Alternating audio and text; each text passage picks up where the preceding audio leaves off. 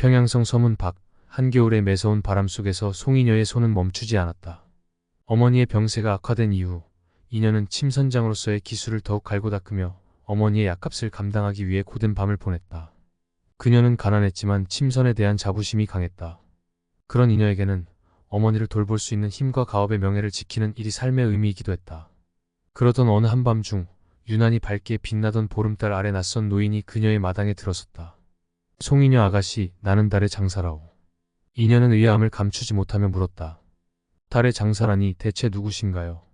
노인은 기묘한 미소를 띠며 달빛 아래에서 반짝이는 비단을 펼쳐 보였다. 비단은 마치 달의 빛을 머금고 있는 듯 은은한 빛을 내고 있었다. 이 비단으로 만든 옷을 입는 자는 가장 행복한 순간을 다시 만날 수 있어. 그러나 신중히 생각해야 하오. 이 비단에는 대가가 따르기 때문이오. 이녀는 잠시 망설였지만 어머니의 약값이 더 급했다. 그녀는 비단을 받기로 결심하고 노인에게 약속했다.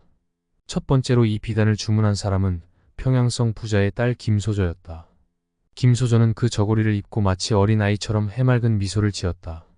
언니, 이 저고리를 입으면 정말 행복한 기억이 떠올라요. 이렇게 편안할 수가 없어요.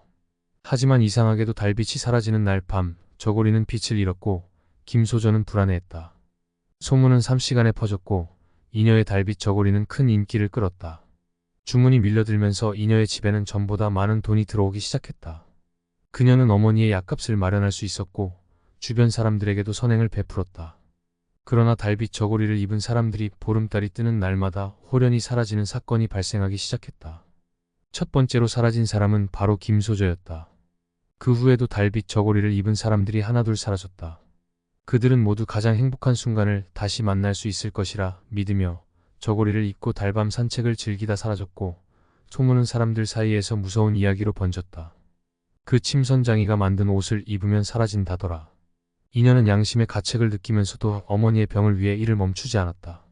어머니는 나날이 건강을 회복하고 있었기에 그녀는 침묵할 수밖에 없었다. 하지만 매일 밤 고통스러운 선택의 무게가 이녀의 어깨를 짓눌렀다. 그러던 어느 날 어머니가 딸에게 말했다. 이녀야, 그 달빛 저고리 나도 한번 입어볼 수 있을까? 이녀는 어머니의 부탁에 잠시 멈칫했다. 그녀는 이 저고리가 어머니의 마지막 순간을 행복하게 해줄 수도 있지만 그녀 또한 다른 이들처럼 어머니를 잃을까 두려웠다. 마음속 갈등 끝에 이녀는 결심했다. 보름달 밤 마지막으로 월장사를 만나러 가기로 한 것이다. 보름달이 뜬 밤 달빛 아래 나타난 월장사는 노인의 모습을 하고 있었지만 이녀는 그의 눈빛에서 비범한 아우라를 느꼈다. 그는 이 세상의 존재가 아니었다. 송이녀, 내가 달의 비단으로 이룬 모든 것은 내가 짊어질 책임이 되었느니라. 이녀는 울먹이며 그에게 간청했다. 그동안 사라진 사람들을 돌려보내주세요. 제 재능과 생명을 바쳐서라도. 월장사는 잠시 눈을 감고 깊이 생각했다. 마침내 그는 이녀에게 말했다. 대가를 치르려면 내가 가장 소중히 여기는 것을 포기해야 하느니라. 그렇다면 너의 손끝에서 영원히 솜씨가 사라지게 될 것이다. 이녀는 자신의 재능을 잃는 대신 그간 사라졌던 사람들을 구할 수 있다면 기꺼이 감수하겠다고 결심했다. 달이 구름에 가려졌다가 다시 떠오르자 사라졌던 이들이 저고리를 입은 채 연못가에 서 있었다. 그러나 그들의 저고리는 더 이상 빛나지 않았다. 이게 무슨 일이죠? 마치 긴 꿈을 꾼 것 같아요. 돌아온 김소저는 놀라운 듯한 표정을 지으며 말했다. 그토록 행복했던 순간이었지만 이제는 희미해져가네요. 사람들은 평양마을로 돌아갔고 이녀는 깊은 안도와 고통이 뒤섞인 눈물을 흘렸다. 그녀의 어머니도 건강을 되찾아 곁에 있었지만 그녀의 손끝에서는 더 이상 예전처럼 섬세한 바느질 솜씨가 나오지 않았다.